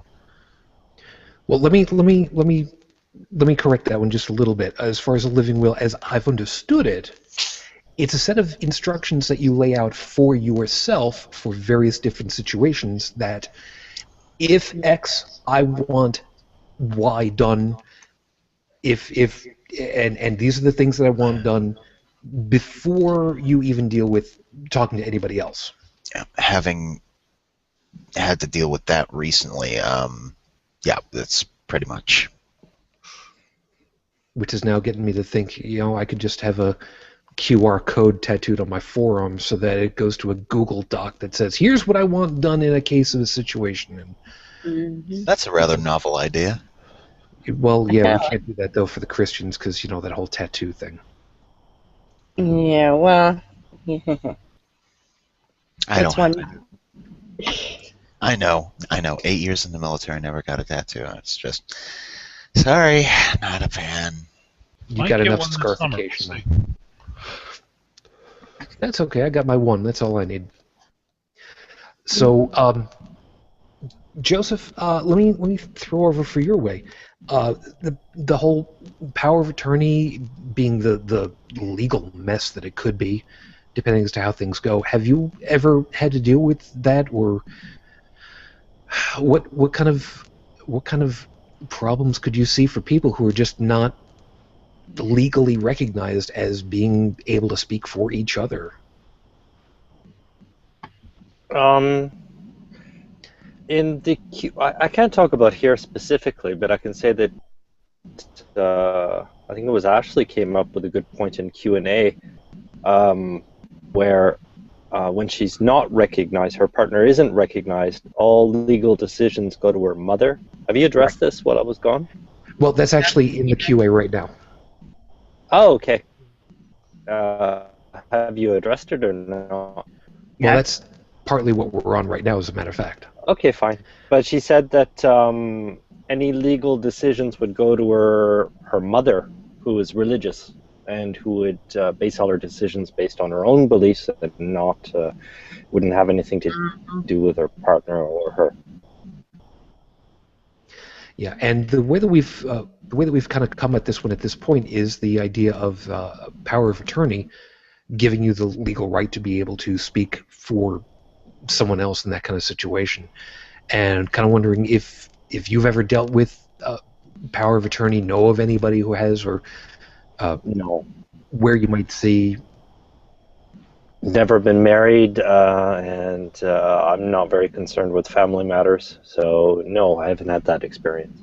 Sorry. Well, you're just a fount of information right now, ain't you? That's all right. Yeah, I'm sorry. I'm a happy bachelor since. No, ever, there's so. nothing wrong with that. Part of the reason that I've got the cruise that I do for this show is because everybody's got a different story, and I like that because everybody's got something different. Some people have got more, some people have got less. Me, I've just got two tables and a microphone. Dallin, let me throw over your way because I'm gonna sweep back across over this way. I'm trying to remember. Wasn't there somebody that you had to deal with family, with medical stuff, or am I thinking of somebody else now? Well, kind of, sort of.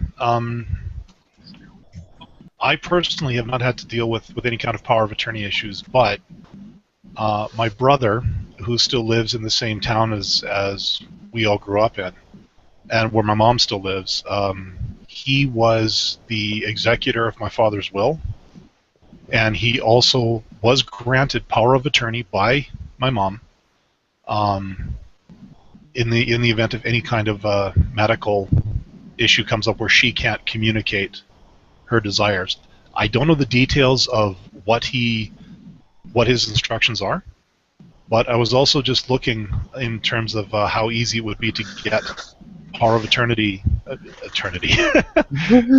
Power of eternity. There we go. You can I want probably some go of on- that. Yeah, no kidding, eh? I think the only way that you can get that is if you go through the Church of Scientology. That's a 7 billion year contract, I believe it was. Oh, 5 billion years. Yeah, well, you know what's 2 billion between? yeah, I was just going to say, once you get to 1 billion, isn't the rest of it kind of irrelevant? It's kind of like temperature. When you go past 40 below, who gives a damn, really?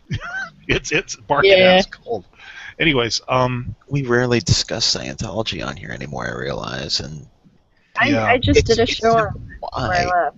It's just too easy a target. I love it. It's like me kicking the crap out of a kindergartner. It's not that hard. It's fun for the first little bit, but afterwards it gets kind of boring.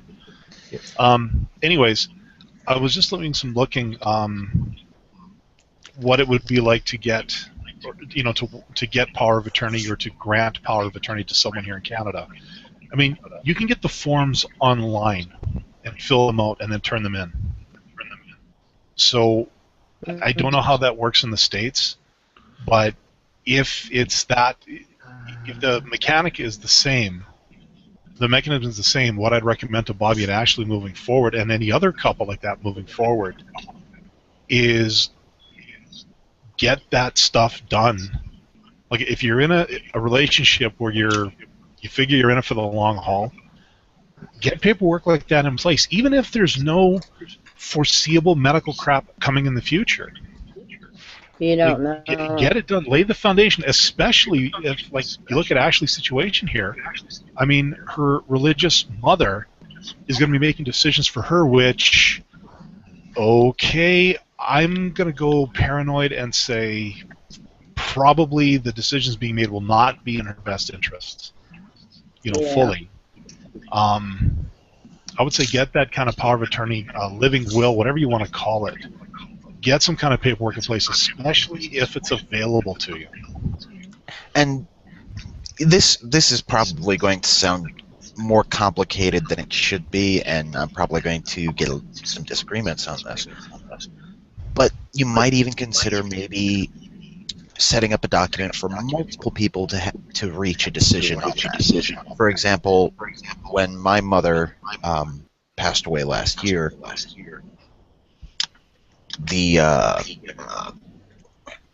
I'm getting echo back from somebody. Sorry. Kind of derails me. My mother had a setup where, myself and all of my siblings and my stepdad, who, I pretty much just refer to as Dad, but we all had to sign the document. And so there was room that if one of us or several of us did not necessarily agree with a decision being made, it would become a majority vote kind of thing. But we were all in agreement, so there wasn't any issue that popped up with that. My mother, very smart woman the way she was, made sure that the people on that list were people whom shared her basic understanding of things. So maybe that might be an avenue you might consider. Not a bad idea right there. All right. No, I'm wondering if I got the right microphone going. See, it's one of the wonderful parts about being me. This microphone setup gets to be a little on the weird side. Heretic Woman, let me throw over your way because got to get you finished off over here too. Yeah, I haven't dealt with it personally, but my and I will define as common law husband. His father died just a year ago, and his mother is 80, and she's still independent, lives on her own, all of that. She actually only retired from working in real estate last month.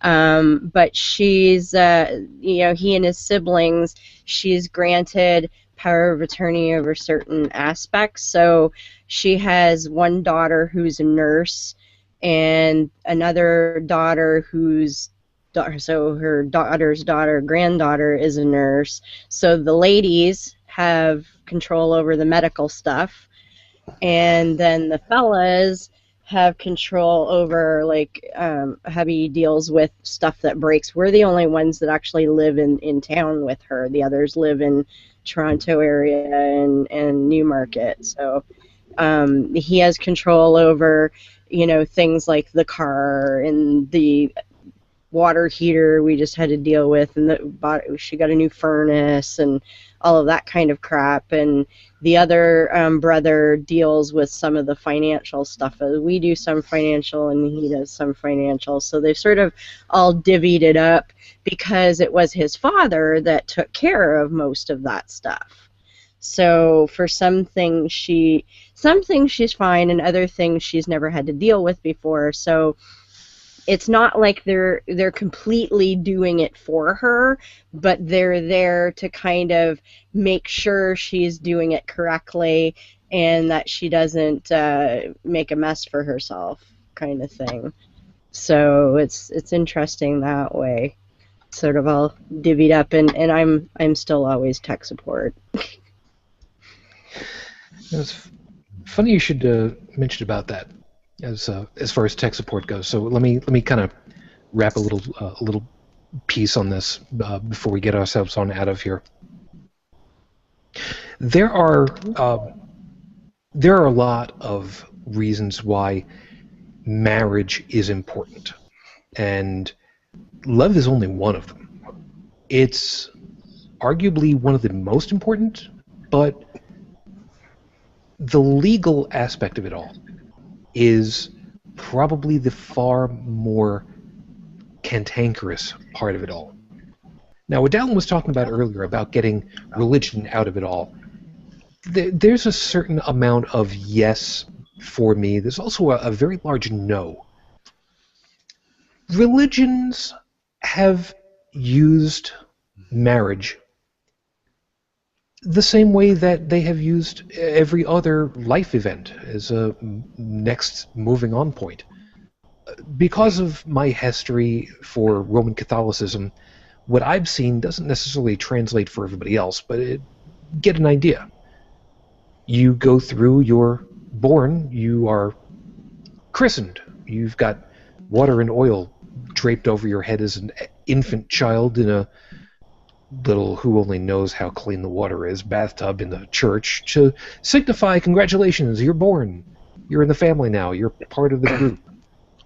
Okay, you don't have any real control over that, but some groups later in life, you're allowed to go ahead and do that for yourself. Baptists, for instance, come to mind, but me, I'm not one for putting Alka-Seltzer in my pants all the time to make a point, but we'll talk about that joke another time. You go through a couple years later, and you go through for your first Holy Communion. Of course, they kind of try to whitewash it a little bit. I mean, we get dressed up, 3-piece suit, the whole thing, man, clip-on tie, because, you're a kid. You get a clip-on tie. You can't get a real tie. It doesn't fit. Of course, they don't go through the whole business of explaining that the little girls are dressed up in mini wedding dresses because they're being married to Jesus. Although I did kind of hear that at one point, and it always stuck with me as weird and odd.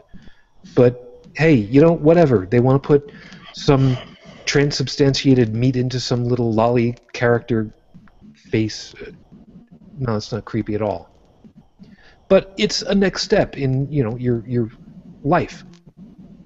And then, of course, you go through for your first confession, which, I don't want to tell my parents. Why the hell would I want to tell God? Doesn't God already know? Why would I tell a guy that's supposed to be the intermediary for God? He's just going to hold that over my head.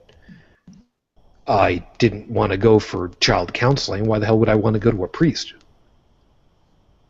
There's a old priest, young priest thing here, but I'm not going to go into that one either.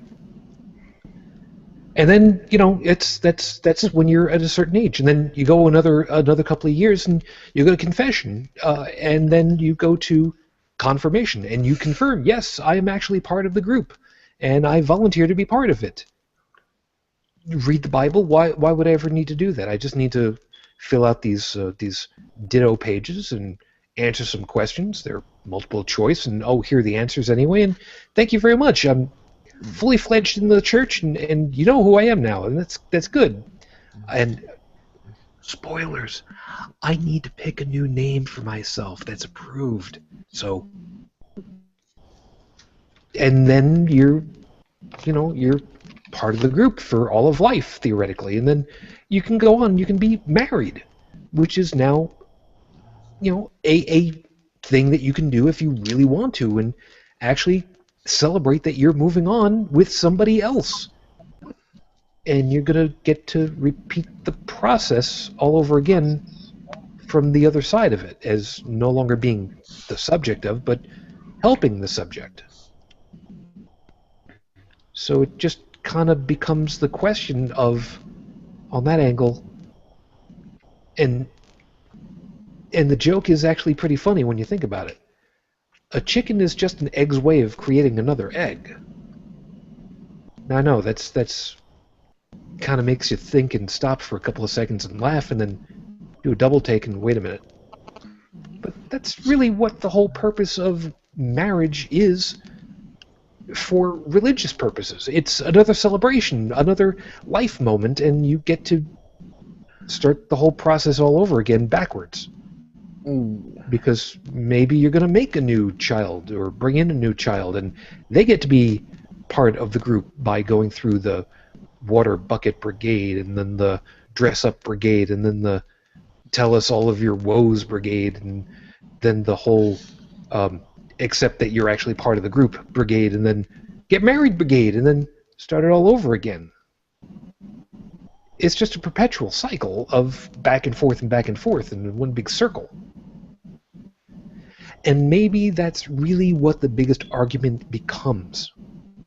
Because if you can't have new infusion of capital, in this case kids,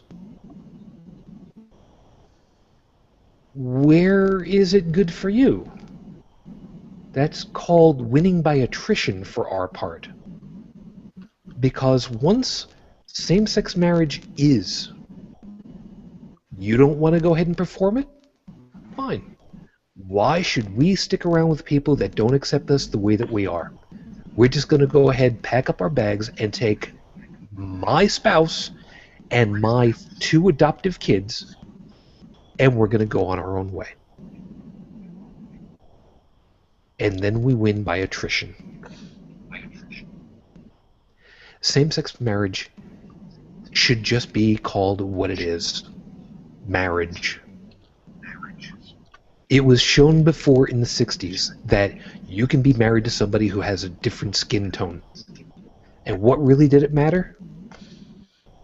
It was all in the mind of people who were not getting the marriage. Who did it affect? Somebody got married to a black guy, or a black girl, or an Asian, or an Irish, or an Italian, or one of those Jews, or one of those Protestants. And who cares? If it's not your life, if it's not your love, if it's not your party, step aside and let people enjoy themselves. If they're not harming anybody else, who cares? No. That's not the right question. The question is, if they're not harming anyone else, why should you care? You find it wrong? Oh, freaking well. Pull up your big granny panties and go somewhere else. Because that kind of thinking has got no place where love is concerned. You love who you love, they love who they love. And if you don't like it, don't do it. It's as simple as that. As always, everyone, thank you very much for hanging out with us. We know that we don't have the sexiest of shows, but we still believe that all of our perspectives are worthwhile and worth listening to, of course. As always, I'm going to thank the panel and give them their opportunity to have a couple of last words before we get out of here. So, Joseph, of course, good morning to you. Enjoy your breakfast, and what parting words would you have for everyone? Well, just thanks for having me on, and it was fun. And see you next time. Fair enough. Christopher, thank you very much. Good morning, and what would you like to part off with? Well, it's been fun to be here again, and look forward to being here next week. Nothing to sort of plug this week. Well, actually, you can go ahead and, before we get past you can plug, who did you get to see at QED Con, by the way? Oh, yes. Lots of people there. Ryan Bell was speaking and gave a great talk on his sort of transition out of religion. There was also Matt Dillahunty and Aaron Ra from the Atheist Experience, and I got to see Aaron engaging with a group of sort of street preachers, sort of evangelists who attend the sidewalk outside the venue every year, which was quite fun. And there was a lot of interesting sort of conversations around that. Let's see who else was there.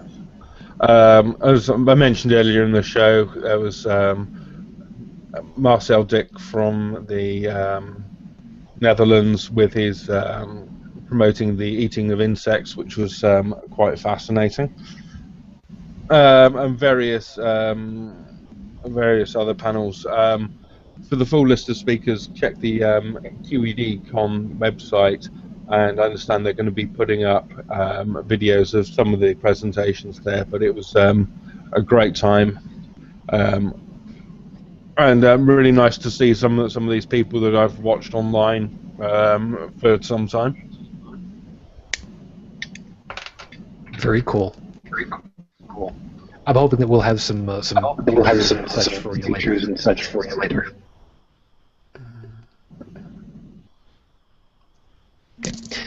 Right. Joey, you take care of yourself. Thank you. Yeah, sorry about that. Herdic woman, could you mute your mic for a second? Thank you. Yeah, sorry, I was getting feedback from your end. Could you repeat that, Shujin? Thank you. Good morning. Take care of yourself. And what would you like to part with? I make no promises, but I relegate myself to a comment that I've made before, and I'm happy to make again. There is no logical reason why a man and another man should not have the right to an emotional and financially devastating divorce. Fair enough. Heretic woman, here's your chance. Thank you, hon, and you have yourself a good morning. I will. And of course, we have Beyond the Trailer Park happening on Monday night. This week, we are talking to Vicki Garrison of No Longer Quivering, and our friend over in the Q&A, Miss Renee, will be joining us as well. So that's kind of cool. And there's always My Secular Savior, which is at mysecularsavior.com. We did release a large episode in 3 parts not too long ago, so if you haven't heard all of that, please go check it out. And I think that's everything. Yeah, I had a great time last weekend, and I didn't get to see your 5-minute freestyle on Saturday night, but I did pick it up when I got home because things were a little crazy, but that's pretty dang awesome. And anybody who is listening over in Saudi, definitely my heart goes out to you, Major Courage people. If you're working for the Saudi government, what I'd like to say has to work for a power of 10, but yeah, it's not pretty. I can well appreciate. I'll briefly hit that one really quickly before we get out in a moment. And how did you do with Cards Against Humanity? We actually didn't play because they changed the style to a buy-in charity tournament, which I have no problem with, but it was going to take time away from us filming Jesus Skywalker in the cemetery, so we opted to do that instead. And I know. I'm hoping I have to talk to my video guy, who is actually Dave, that was feeding me information, to see if he's managed to do anything with that, and hopefully we'll have a release soon. Fair enough. Thanks, son. Thanks so much. And Alan, good morning to you. Thank you so much. And I didn't do it last time, so I'm going to tell you, plug all the things. Oh, all right. Actually, yeah, I need to anyway because I owe it to Nick now. Yes, you do. Yeah, but yes, it is morning now. It's still above 0, so I'm happy for that. Balls. I was wearing shorts all day today. It was fabulous. Yeah, I could have, but just my legs, whatever. Anyways. So it's 7 degrees. Right now it's It only was. +4. So. I got 7, and it was 22 this afternoon. Yeah, we only got up to 10 today, but we hit Actually, we almost hit 30 earlier this week. Well, now down in Miss Ashley's part of the world, it is over 30. Yeah, but yeah. I That's why I know. hate going to Oklahoma City in July, because it's just that's balls hot. That's too hot for me.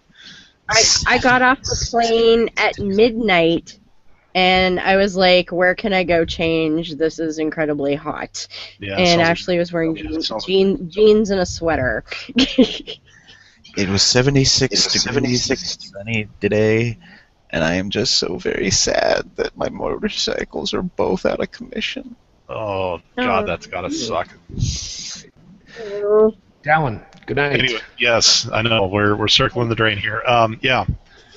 So back in the studio tomorrow during most of the day, heavy editing. We'll have a new chapter of my book coming out, hopefully tomorrow. Anybody that wants to know what it is, you can go to outcastnovel.yo5.ca and check it out. It's actually a book that I am doing a podcast version of. So by all means, check it out, leave me a message, and let me know what you think. And for the record, currently, according to my machine over here, Calgary is currently at 2, positive 2. Kitchener is at 9. Where I am currently, it is 8. This is by the way, that's all real numbers, so Celsius people. And just because I can go ahead and piss them off one more time, there it is, Yellowknife, -4. Imagine that. I almost feel bad. Oh crap! You know what? I can't. I swear, if I ever talk to somebody from Yellowknife, I'm going to mention this show, and I'm going to have them call in. I don't know that we can do that, but I do still want to kind of do that thing. And by the way, just because we want to go ahead and be nice to them all, Nick and Jake out there in Brisbane, it's cloudy, but it's 23. Ooh, nice weather. Yeah, you know. And by the way, those of you that don't already know about it, the ImaginaryFriendsShow.com podcast, episode 246, 248. Yeah, they talked a lot about me, which is both flattering and scary all at the same time. And for those of you that have listened to it, yeah, Nick is a big fat liar. He's a big fat freaking liar. Okay, he's just. I don't even know that. I was on the show yesterday. Yes. And good on you, man. I'm very happy for that. I'll hopefully catch up and hear it soon, because I didn't get that one yet. I didn't say much. I'm still waiting for the epic conversation between Leroy and Pastor Roy. Yeah. Jake hung up on Nick. on Leroy, actually.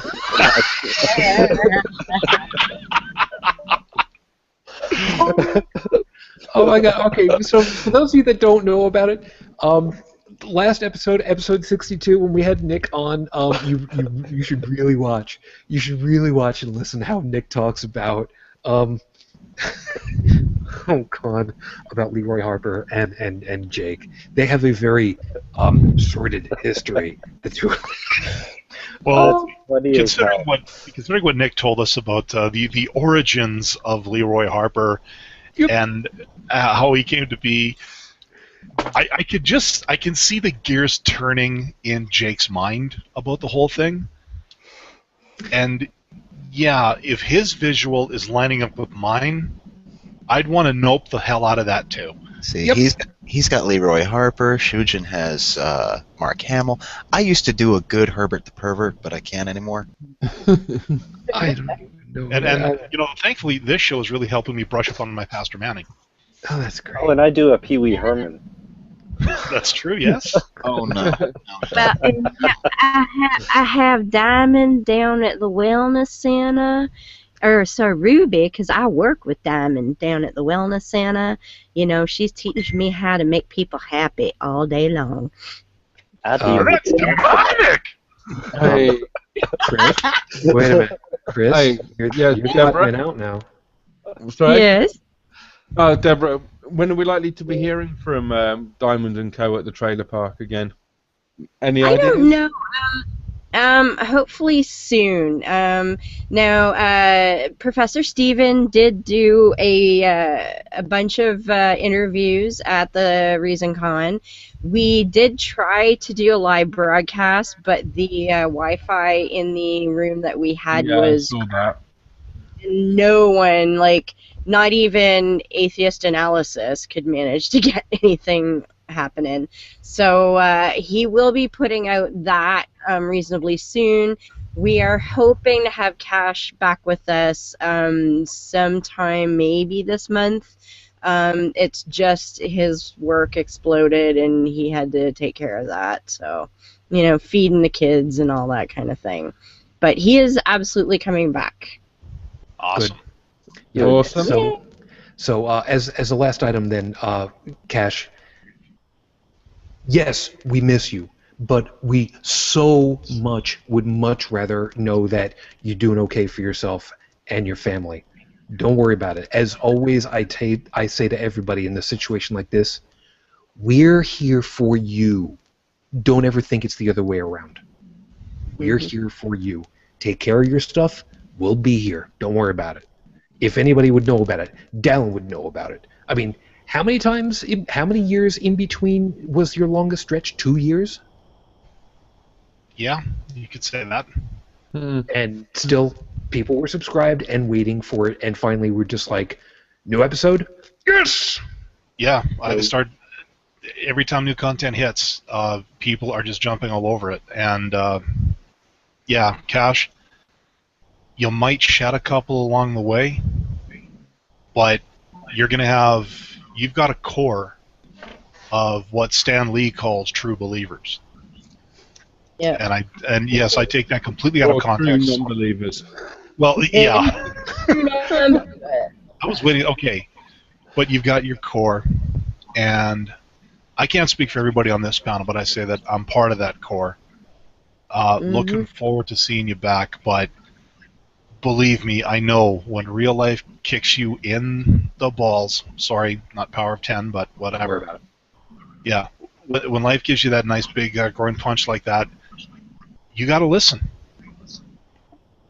This, unless this is paying the bills, this can wait. Yep. Once Exactly. this starts paying the bills, okay, that's different. But until it does, you've got your job before your hobby. You got to do that first so that you can do this. Because without the money coming from that, you can't do this. Yep. And if I do any more of this and that, I'm going to start sounding like Victor Borges, so I'm out. Fair enough. All right. And item last. I made reference to it before. I will be doing a 36-hour radio stream marathon the weekend of May 23rd. Yes, May 23rd of this month, 2015. Yes, those of you that are watching from 3025, you missed it, okay? Screw it. Don't even worry about it. Just plug my head into the DJ console and it'll be fine. A 36-hour radio stream marathon, which is technically going to be more like 40 hours, but neither here nor there just yet. If you'd like to find out a little bit more about that, please find me over on Google+, Facebook, Twitter, and ask me about it. The fundraiser is for the Ride for Roswell, for the Roswell Park Cancer Institute here in Buffalo. I have got a lot of emails out right now to invite people to come on air with me for part of that time. If you would be at all interested, please check the event in my account on G+, under the name Shujin Tribble. It's spelled the same way as you got it over here. And I've got a couple of people. I'm not going to name names at this time because I don't want to commit anyone who hasn't had the opportunity of getting in there. But if you'd like to be part of it, please let me know. If you know others that are podcasters, vlogcasters, YouTube people, semi-famous professionals, by all means, let them know what's going on. Give them the opportunity to say yes or no on their own terms. Don't force them into it. Don't guilt trip them into it. Any people who would like to be part of it would be wonderful. And thank you, as always, very much for your time. So now at this point, we have to say goodnight for everybody. So, of course, for all of you, thank you very kindly for being part of this thing and bumping us over double digits for viewers tonight. Thank you. Thank you. Really, really thank you. All of you guys out there in the various countries that are watching, we heard you. We hear you. Thank you very much. And of course, for all of you, I wish you the peace I no longer have. I wish you the strength that I've learned. I wish you well. And of course, for my lady, because it is almost 10 years. Matane Fujin, I love you and I miss you. Dream of me. Until the very next time we get together, everyone, of course, as always, good night.